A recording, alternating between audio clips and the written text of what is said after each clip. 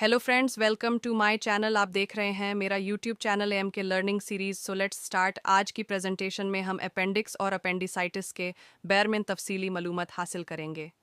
बहुत से लोगों को पता ही नहीं होता कि अपेंडिक्स क्या होता है और जब इसमें सूजन होती है तो क्या खतरा हो सकता है। इस लेक्चर में हम इसके स्ट्रक्चर, काम, वजह, अलार्म, टाइप्स, डायग्नोसिस और ट्रीटमेंट सब कुछ स्टेप बाय स्टेप समझेंगे। अपेंडिक्स क्या होता है? अपेंडिक्स एक छोटी सी ट्यूब जैसा स्ट्रक्चर होता है जो बारी आंत के शुरू वाले हिस्सा यानी चेचुम से अटैच होता है। ये पेट के राइट लोअर साइड में होता है। इसकी लंबाई आमतौर पर 2 से 4 इंच होती है। पहले डॉक्टर्स समझते थे कि इसका कोई खास काम नहीं होता, लेकिन रिसर्च से पता चला है कि यह इम्यून सिस्टम में रोल अदा करता है और जिस्म में अच्छे बैक्टीरिया को स्टोर करने में मदद करता है। नॉर्मल हालत में अपेंडिक्स किसी तकलीफ का सबब नहीं बनता। अपेंडिसाइटिस क्या है? जब अपेंडिक्स के अंदर इन्फेक्शन या ब्लॉकज हो जाता है तो इसमें सूजन आ जाती है, जिसे अपेंडिसिटिस कहते हैं। ये कंडीशन ज़्यादातर 10 से 30 साल के अफरद में देखी जाती है, लेकिन किसी भी उम्र में हो सकती है। ये एक मेडिकल इमरजेंसी हो सकती है क्योंकि अगर अपेंडिक्स फट जाए तो इन्फेक्शन पूरे पेट में फैल सकता है, जो जानलेवा हो सकता है। अपेंडिसाइटिस की वजूहत अपेंडिसाइटिस की सबसे बड़ी वजह अपेंडिक्स का ब्लॉक हो जाना है। ये ब्लॉकेज स्टूल के छोटे टुकड़े, इन्फेक्शन या कभी कभी कीड़ों की वजह से हो सकती है।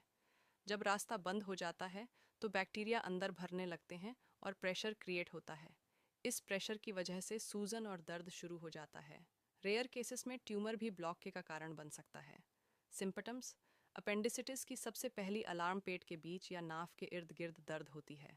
कुछ घंटों बाद ये दर्द राइट लोअर साइड में शिफ्ट हो जाता है। पेशेंट को मतली, उल्टी, भूख की कमी और हल्का बुखार भी हो सकता है। चलने, झटका लगने या खांसने से दर्द बढ़ जाता है। बच्चों और बुजुर्गों में अलामत थोड़ी मुख्तलिफ हो सकती हैं, इसलिए हर अनयूजुअल दर्द को सीरियस लेना चाहिए। अपेंडिसाइटिस की इकस्म अपेंडिसाइटिस की 2 मेन टाइप्स होती हैं। एक्यूट अपेंडिसाइटिस सबसे कॉमन है और अचानक शुरू होती है। इसमें फ़ौरन ऑपरेशन की ज़रूरत होती है। क्रॉनिक अपेंडिसाइटिस कम होती है और इसमें हल्का दर्द बार बार होता रहता है। क्रॉनिक केसेस में डायग्नोसिस मुश्किल हो सकती है क्योंकि सिम्टम्स क्लियर नहीं होते। डायग्नोसिस कैसे होती हैं? डॉक्टर सबसे पहले फिजिकल एग्जामिनेशन करता है। वो पेट के राइट लोअर हिस्सा को प्रेस करके चेक करता है कि दर्द बढ़ता है या नहीं। ब्लड टेस्ट इन्फेक्शन का लेवल बताता है, जहां वाइट ब्लड सेल्स बढ़ जाते हैं। अल्ट्रासाउंड या सीटी स्कैन से अपेंडिक्स की सूजन कंफर्म की जाती है। कभी कभी यूरिन टेस्ट भी किया जाता है ताकि किडनी स्टोन वगैरह को रूल आउट किया जा सके। इलाज: अपेंडिसाइटिस का सबसे इफेक्टिव ट्रीटमेंट सर्जरी है, जिसे अपेंडेक्टमी कहते हैं। इसमें सर्जन अपेंडिक्स को निकाल देता है। आजकल लैप्रोस्कोपिक सर्जरी ज़्यादा कॉमन है क्योंकि इसमें छोटे कट्स लगते हैं और रिकवरी जल्दी होती है। अगर अपेंडिक्स फट चुका हो तो पेशेंट को एंटीबायोटिक्स और इमरजेंसी ट्रीटमेंट दिया जाता है। ऑपरेशन के बाद पेशेंट आमतौर पर 1 से 2 हफ्तों में नॉर्मल रूटीन में वापस आ जाता है। अगर इलाज ना हो तो अगर अपेंडिसाइटिस का वक्त पर इलाज ना हो तो अपेंडिक्स फट सकता है। इससे पूस बांध सकती है, जिसे एब्सेस कहते हैं।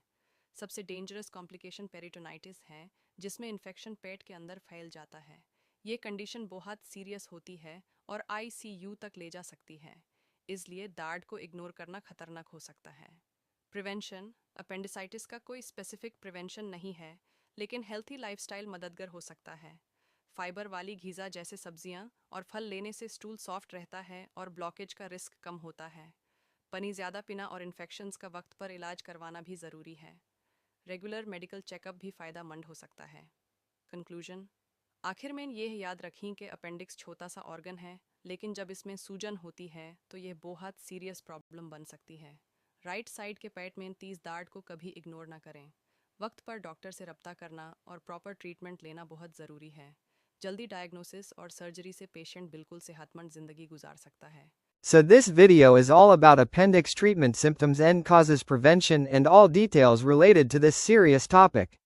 I hope you like this video. If you like this video, please like, share and comment this video. Don't forget to subscribe my channel for more upcoming educational videos. Thanks for watching. We'll meet you again in another video.